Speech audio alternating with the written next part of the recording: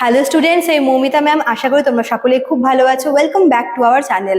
আজকে আমি তোমাদের 6th সেমিস্টার মেজর পলিটিক্যাল সায়েন্সের পেপার 14 থেকে ভারতের বৈদেশিক নীতির যে আন্তর্জাতিক ইয়েগুলো আছে, পলিসিগুলো আছে, তোমাদের আজকে আমি সেই টপিকের ওপরেই কিন্তু ক্লাস নেব, যে ইন্ডিয়ান ফরেন পলিসিতে আন্তর্জাতিক যে ডিটারমিনেন্টসগুলো কি সেগুলো। ঠিক আছে, চলো দেরি না করে শুরু করে দিই আজকের সেশনটা।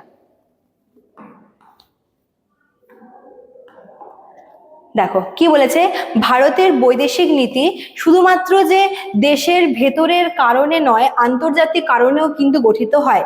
এই ঘটকগুলি কিন্তু খুব গুরুত্বপূর্ণ। মানে যেহেতু দুটো ক্যাটাগরি আছে, একটা হচ্ছে ডোমেস্টিক আর একটা হচ্ছে আন্তর্জাতিক। তো যেটা হচ্ছে ডোমেস্টিক তোমাদের আগের ক্লাসে কিন্তু আমি করিয়ে দিয়েছি। আজকে আমি তোমাদের যে আন্তর্জাতিক যে ফ্যাক্টরগুলো আছে, যেগুলো ভারতের বৈদেশিক নীতির ক্ষেত্রে প্রযোজ্য, তার উপরেই কিন্তু আজকের ক্লাসগুলো হবে। দেখো, এই যে ভারতের যে বৈদেশিক নীতি, এতে শুধুমাত্র যে অভ্যন্তরীণ কারণগুলো থাকবে এমন কিন্তু নয়, আন্তর্জাতিক কারণগুলোও কিন্তু ভীষণ ইম্পর্টেন্ট। ঠিক আছে, দেখো প্রথমত কি আছে, বিশ্ব রাজনীতি বা গ্লোবাল পলিটিক্স। পৃথিবীর বড় শক্তিশালী দেশগুলোর সম্পর্ক ভারতের নীতিকে প্রভাবিত করে।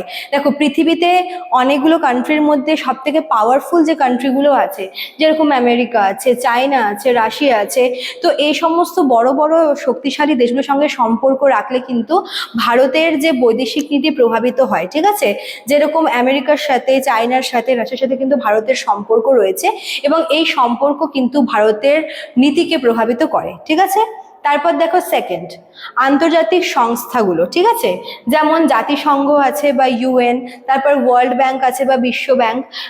এই যে সংস্থাগুলো রয়েছে, এই সংস্থাগুলোর নিয়ম ও সিদ্ধান্ত কিন্তু ভারতের নীতিতে প্রভাব ফেলে।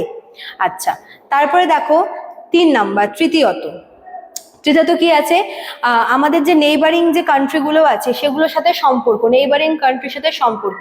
ভারতের চারপাশে যে দেশগুলো আছে, যেরকম পাকিস্তান আছে, বাংলাদেশ আছে, নেপাল আছে, চায়না আছে, এরা হচ্ছে আমাদের নেইবারিং কান্ট্রি। তো এদের সাথেও কিন্তু ভারতের সম্পর্ক হচ্ছে খুব গুরুত্বপূর্ণ। শান্তি বা সংঘাত দুটোই কিন্তু নীতিকে বদলায়। ঠিক আছে, যদি নেইবারিং কান্ট্রির সঙ্গে যদি শান্তিপূর্ণ সহাবস্থান হয়, সেক্ষেত্রেও কিন্তু ভারতের নীতির উপরে প্রভাব ফেলবে, বা যদি কোনো কারণে সংঘাত হয় বা সংঘর্ষ হয়, সেটাও কিন্তু প্রভাব ফেলে। আচ্ছা, তারপর দেখো হচ্ছে চতুর্থ, যেটা হচ্ছে বিশ্ব অর্থনীতি বা গ্লোবাল ইকোনমি। আন্তর্জাতিক বাণিজ্য, তারপরে আমদানি রপ্তানির ক্ষেত্রে তেলের দাম, এই সমস্ত যে গ্লোবাল ইকোনমিক্যাল ব্যাপারগুলো রয়েছে, সেগুলোও কিন্তু ভারতের ডিসিশনকে প্রভাবিত করে। ঠিক আছে, তারপর আছে হচ্ছে ফিফথ, যুদ্ধ এবং নিরাপত্তা, ওয়ার অ্যান্ড সিকিউরিটি ইস্যু। বিশ্বে কোথাও যদি যুদ্ধ হয় বা সন্ত্রাসবাদ হলে ভারত তার নিরাপত্তা নিয়ে চিন্তা করে। মনে করো এখন যেরকম মিডল ইস্টে যুদ্ধ হচ্ছে, ঠিক আছে, এক্ষেত্রে ভারতকে কিন্তু তার নিজের দেশ এবং তার নিজের দেশের লোকদের নিরাপত্তা নিয়ে চিন্তা করতে হবে। ঠিক আছে, এবং সেই অনুযায়ী কি করলে এই সমস্যা থেকে বেরিয়ে আসা যাবে, সেই নীতিও কিন্তু ঠিক করাটা প্রয়োজন। আচ্ছা, তারপর দেখো 6 নাম্বার কি আছে, আন্তর্জাতিক চুক্তি এবং আইন। ঠিক আছে, বিভিন্ন যে চুক্তিগুলো হয়, সেই চুক্তিগুলোকে, সেই ল আর ট্রিটিগুলোকে কিন্তু মানতে হবে ভারতকে, আর সেই অনুযায়ী সিদ্ধান্ত নিতে হবে। সবশেষে বলা যায় যে ওয়ার্ল্ড পাবলিক ওপিনিয়ন বা বিশ্বের জনমত, এটা কি, অন্য দেশ ও মানুষের মতামতও কিন্তু অনেক সময় গুরুত্বপূর্ণ হয়ে ওঠে। মানে অনেক সময় কি হয়, আদার্স যে কান্ট্রি আছে, তাদের যে মতামতগুলো বা তাদের দেশের মানুষের যে ওপিনিয়নগুলো, সেগুলোও কিন্তু ভারতের ক্ষেত্রে অনেক গুরুত্বপূর্ণ হয়ে ওঠে। ঠিক আছে, এভাবে আমরা দেখব যে ভারতের আন্তর্জাতিক পরিবেশ কিন্তু ভারতের বৈদেশিক নীতি নির্ধারণে অনেক বড় ভূমিকা পালন করছে। তোমাদের কিন্তু এই হচ্ছে ফ্যাক্টরগুলো অবশ্যই তোমাদের মনে রাখতে হবে, যেগুলো রয়েছে আন্তর্জাতিক ক্ষেত্রে। ঠিক আছে, চলো, তো এই ছিল তোমাদের আজকের ক্লাসটা।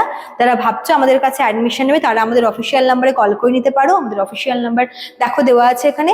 এছাড়াও কিন্তু এখানে কোর্স ফিও রয়েছে মেজরের জন্য এবং মাইনরের জন্য। চলো, আজকে এতটুকুই থাকলো, দেখা হচ্ছে নেক্সট ক্লাসে। Thank you.